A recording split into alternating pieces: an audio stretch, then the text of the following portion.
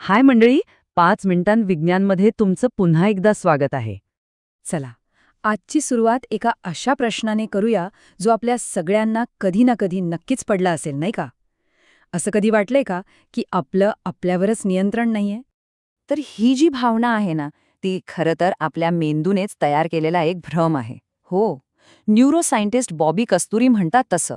आपला मेंदू आपल्याला असं भासवतो की आपल्या डोक्यात फक्त एकच व्यक्ती आहे जी सगळं काही कंट्रोल करतेय. मग जर हे सगळं एक भ्रम असेल तर आपल्या डोक्यात नक्की चाललंय तरी काय? कोण आहे कंट्रोलमध्ये? चला तर मग या नियंत्रणाच्या भ्रमाबद्दल जरा सविस्तर जाणून घेऊया. हे तर आपल्या सगळ्यांसोबतच होतं नाही का?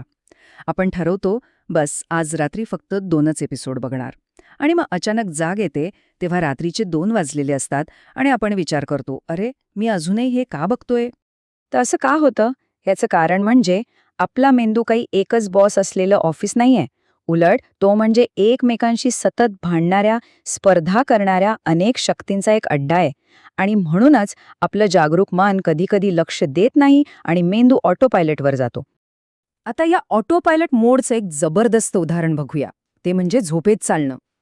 हो, म्हणजे अशी अवस्था जिथे शरीर चालण्यासारखे, खाण्यासारखे किंवा अगदी चित्र काढण्यासारखी कॉम्प्लेक्स कामं करू शकतं, पण आपलं जागरूक मन मात्र गाढ झोपेत असतं. आणि यात सगळ्यात इंटरेस्टिंग गोष्ट काय आहे माहितीये? मेंदूमध्ये होणारी ही विभागणी. बघा, जेव्हा आपण जागे असतो तेव्हा आपला प्रीफ्रंटल कॉर्टेक्स ऑनलाईन असतो, जो आत्मजागरूकता आणि निर्णय घेण्यासाठी जबाबदार आहे. पण झोपेत चालताना हाच प्रीफ्रंटल कॉर्टेक्स सक्क ऑफलाईन जातो आणि हालचाल, दृष्टी सांभाळणारे भाग मात्र ॲक्टिव्ह राहतात. कमाल आहे ना?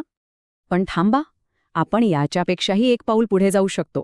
अशा अवस्थेत जिथे मेंदूचं जवळजवळ सगळंच काम थांबतं, आणि ती अवस्था म्हणजे जनरल ॲनेस्थेशिया.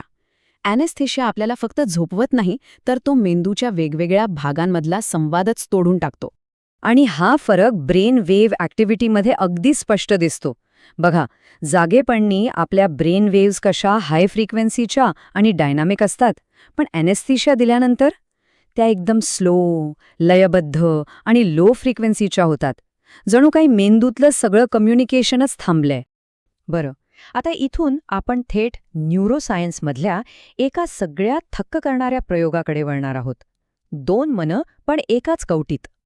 तर काही एपिलेप्सीच्या रुग्णांवर उपचार म्हणून डॉक्टर्स कार्पस कॅलोसम नावाचा भाग कापतात. आता हा कार्पस कॅलोसम म्हणजे काय? तर आपल्या मेंदूच्या 2 भागांना म्हणजे डाव्या आणि उजव्या गोलार्धांना जोडणारा एक महत्वाचा महामार्ग. आणि हा महामार्ग कापल्यावर काय होतं?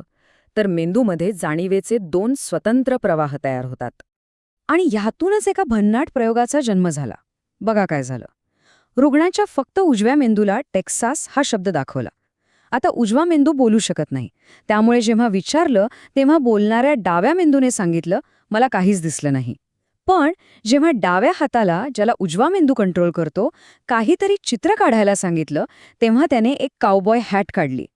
आणि ते चित्र बघून डाव्या मेंदूला लगेच कळलं, अरे हे तर टेक्सास आहे. म्हणजे बघा, संवाद डोक्यात नाही तर चक्क कागदावर झाला. तर या सगळ्याचा अर्थ काय? याचा अर्थ असा की आपण ज्याला मी म्हणतो तो कुणी एकटा बॉस नाहीये. ते एक टीमवर्क आहे. आणि या टीमवर फक्त आतूनच नाही तर बाहेरूनही अनेक अदृश्य गोष्टींचा प्रभाव पडत असतो. जसं की आपल्या भावना, इतर लोक आणि अगदी आपले पूर्वजसुद्धा. आपला मेंदू आहे ना, तो सतत आजूबाजूच्या परिस्थितीचा अंदाज घेत असतो. जणू काही आत एक थर्मोमीटर आणि एक थर्मोस्टॅट बसवलाय. इन्सुलिन नावाचा भाग म्हणजे आपला थर्मोमीटर, तो आपल्या आतल्या भावना ओळखतो. आणि प्रीफ्रंटल कॉर्टेक्स म्हणजे आपला थर्मोस्टॅट त्या भावनांना कंट्रोल करून आपलं सामाजिक वर्तन कसं असावं हे ठरवतो. पण हे प्रभाव फक्त आपल्यापुरते मर्यादित नाहीत, ते आपल्या जनुकांपर्यंत, आपल्या पूर्वजांपर्यंत पोचलेले आहेत. एका प्रयोगात काय झालं बघा, उंदरांना बदामाच्या वासाची भीती वाटेल असं शिकवलं गेलं. आणि आश्चर्याची गोष्ट म्हणजे त्यांच्या पुढच्या पिढीत जन्माला आलेल्या उंदरांमध्ये बदामाचा वास ओळखणारे रिसेप्टर्स जन्मतःच जास्त होते. म्हणजे विचार करा, तो क्लेशकारक अनुभव, ती भीती थेट त्यांच्या जैविक रचनेत उतरली. तर मग जर आपण एकसंध स्व नसून अनेक अदृश्य धाग्यांनी खेचले जात असू, तर याचा अर्थ काय? आपल्याला या गोंधळाला स्वीकारायला हवं का? हे ऐकायला कदाचित थोडं भीतीदायक वाटेल, पण न्यूरोसायंटिस्ट चार्ल्स लिम म्हणतात की जेव्हा आपण हे जागरूक नियंत्रण सोडून देतो ना, तेव्हा काहीतरी अफलातून घडतं. ते म्हणतात, जर तुम्ही खूपच स्वतःबद्दल जागरूक असाल आणि स्वतःला मोकळं सोडू शकत नसाल, तर तुम्ही काही क्रिएटिव्ह करूच शकत नाही. उलट तुमची कामगिरी आणखी खराब होते. त्यांनी रॅपर्सच्या मेंदूचं स्कॅनिंग केलं आणि त्यांना एक अविश्वसनीय गोष्ट दिसली.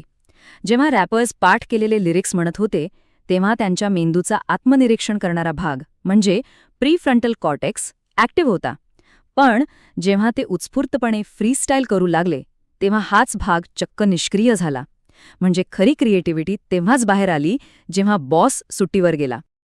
याचाच अर्थ आपल्या आतल्या सर्जनशीलतेला, आपल्या बेभान अवस्थेला मोकळं सोडणं म्हणजे नियंत्रण गमावणं नव्हे.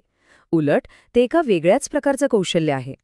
मग खरा प्रश्न हा आहे की स्वतःला सोडून देणं हेच नियंत्रणाचं अंतिम स्वरूप आहे का? तुम्हाला हे आवडलं असेल तर लाईक बटन नक्की दाबा, सगळ्यांसोबत शेअर करा आणि अशाच आणखी माहितीसाठी सबस्क्राईब करा. तुमचे विचार खाली कमेंट्समध्ये नक्की सांगा. उद्या भेटूया याच वेळी.